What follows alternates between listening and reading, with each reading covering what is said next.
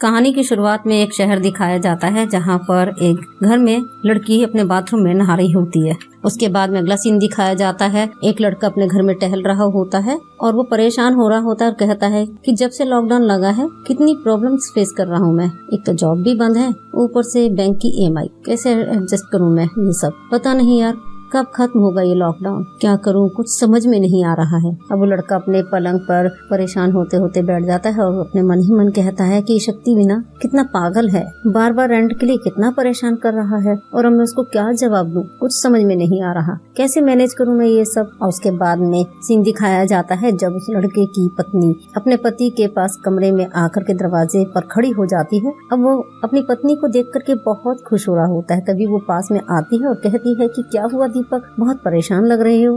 दीपक कहता है क्या बताऊं, इस लॉकडाउन ने परेशान कर दिया है। एक तो मेरी जॉब छूट गई है और दूसरी जॉब मिलनी भी मुश्किल हो गई है। अब उसकी पत्नी कहती है कि इसमें टेंशन लेने की क्या जरूरत है, सब ठीक हो जाएगा। और मेरा दिल कहता है कि तुमको जरूर जल्द ही कोई नई जॉब मिल जाएगी और तुम देख लेना। दीपक कहता है कि टेंशन तो है यार, मुझे रोज ट्राई कर रहा हूँ, रोज देखता हूँ पर काम ही नहीं मिल रहा। उसकी पत्नी कहती है कि बोला ना, मेरा दिल कह रहा है कि आपको जॉब जरूर मिलेगी, हमारे साथ बहुत अच्छा होने वाला है और तुमको नई जॉब भी मिलेगी, सारी प्रॉब्लम भी सॉल्व हो जाएंगी। दीपक कहता है ये सब तो ठीक है, लेकिन ये शक्ति कितना परेशान कर रहा है। उसकी पत्नी कहती है कि उसकी तो बात ही मत करो, उसका तो काम ही क्या है, उसकी बात की टेंशन लेने की जरूरत ही क्या है, छोड़ो ना उसे। दीपक कहता है वो तो है। उसकी पत्नी कहती है कि तुम ये सब तो देखो, हम साथ तो हैं, अब दीदी को ही देखो, 2 दिन के लिए आई थी, बेचारी 2 महीने के लिए फंस गई है, घर पर भी नहीं जा पा रही है। हम तो इतने लकी हैं कि हम कम से कम साथ तो हैं, दीदी का क्या, तुम खुश नहीं हो इस बात से। दीपक कहता है मैं बहुत खुश हूँ। उसकी पत्नी कहती है बस तो फिर टेंशन मत लो, सब कुछ ठीक हो जाएगा, देख लेना। दीपक कहता है अब छोड़ो इस बात को, वैसे आज तुम बहुत खूबसूरत लग रही हो। उसकी पत्नी कहती है अच्छा जी, बस मैं आज ही खूबसूरत लग रही हूँ, वैसे तो मैं सब दिन ऐसी लगती हूँ। दीपक कहता है नहीं ऐसी बात नहीं है, तुम वैसे भी बहुत खूबसूरत लगती है। उसकी पत्नी कहती है कि अरे तुम रहने ही दो, अब मैं ठीक है जा रही हूँ। वो जैसे ही उठकर जाने को होती है, दीपक उसका हाथ पकड़ कर खींच लेता है और कहता है तुम हमेशा ही खूबसूरत लगती हो। उसकी पत्नी कहती है नहीं नहीं रहने दो, मुझे जाने दो। और दीपक उसको खींचकर अपने करीब लाता है और फिर उसके होठों को चूमने लगता है। उधर दोनों पति पत्नी प्यार करते हैं और दूसरी तरफ दिखाया जाता है दीपक की बहन फोन पर अपने पति से अपने बेडरूम में बैठ करके बात कर रही होती है और कहती है कि आपको क्या लगता है कि सिर्फ आप ही मिस कर रहे हो, लेकिन मैं भी क्या करूं, आपको तो कुछ फर्क ही नहीं पड़ता और ट्रेन भी पता नहीं कब चालू होंगी। दीपक से रोज पूछती हूँ मैं। अब दीपक की बहन अपने पति से ओके बाय करके फोन कट करती है और कहती है कि मैं भी सो जाती हूँ, गुड नाइट, ओके बाय, ये कह करके फोन कट करती है। उधर दीपक अपनी पत्नी के साथ में प्यार करता हुआ दिखाया जाता है और दूसरी तरफ दीपक की बहन अपने आप में मदहोश हुई अपने हाथों से अपने आप को सहलाती है और अपने आप को संतुष्ट करती है। अब जैसे ही दीपक और उसकी पत्नी का प्यार कंप्लीट होता है, अगला दिन दिखाया जाता है जब रात में दीपक अपने घर वापस लौटता है और उसकी पत्नी कहती है कि आ गए आप। अब दीपक परेशान होकर के सोफे पर बैठता है। उसकी पत्नी कहती है कितने थके हुए क्यों लग रहे हो और बाइक भी नहीं दिख रही है बाहर। दीपक कहता है कि किस्त नहीं भरी ना।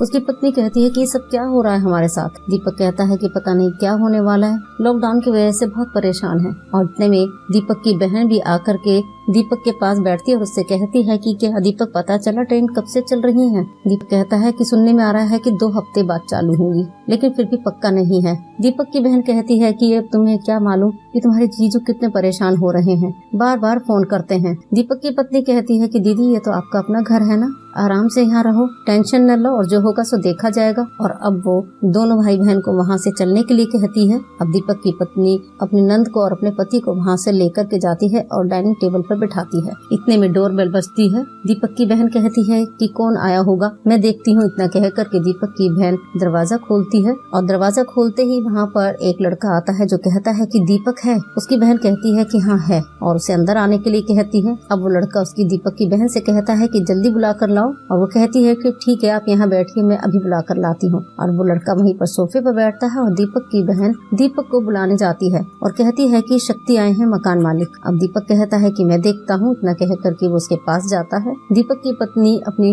नंद से कहती है कि आप यहाँ बैठ जाओ। अब दीपक की बहन कहती है कि इसका यहाँ क्या काम है। दीपक की पत्नी कहती है कि पता नहीं क्या बात है। और उधर दीपक शक्ति के पास जाता है और उससे हाथ मिलाते हुए कहता है अरे दीपक भाई। अब शक्ति उसके हाथ को झटकता है और कहता है किराया कब देगा, दूंगा। दीपक कहता है कि देखो शक्ति भाई, थोड़ा टाइम दे दो, 1-2 दिन में करता हूँ। उधर शक्ति कहता है कि तेरे 1-2 दिन ना मैं कब से सुन रहा हूँ, पैसों का बंदोबस्त जल्दी करो, वरना नहीं तो मैं क्या कर सकता हूँ ये तुम भी जानते हो। बाहर कर दूंगा तुम सबको, खुद के खाने के लिए पैसे नहीं है और यहाँ रिश्तेदार पाल रखे हैं। दीपक कहता है कि शक्ति भाई ऐसे मत बोलो ना, गेस्ट हैं घर के। शक्ति कहता है मुझे मेरे पैसे चाहिए, वरना तुम सबको यहाँ से बाहर कर दूंगा, समझे। इतने में दीपक कहता है ठीक है मैं देखता हूँ, और शक्ति इतना कहकर वहाँ से चला जाता है। अब दीपक की पत्नी आकर के उसके पास बोलती है कि क्या बोल रहा था शक्ति। दीपक कहता है कि बस वही किराया मांग रहा था, वरना घर से निकाल देगा, लॉकडाउन ने परेशान कर दिया है। दीपक की पत्नी कहती है कि तुम टेंशन न लो, सब ठीक हो जाएगा। दीपक कहता है कि क्या खाक ठीक हो जाएगा सब, अभी कुछ भी नहीं खुला है, जॉब भी नहीं है,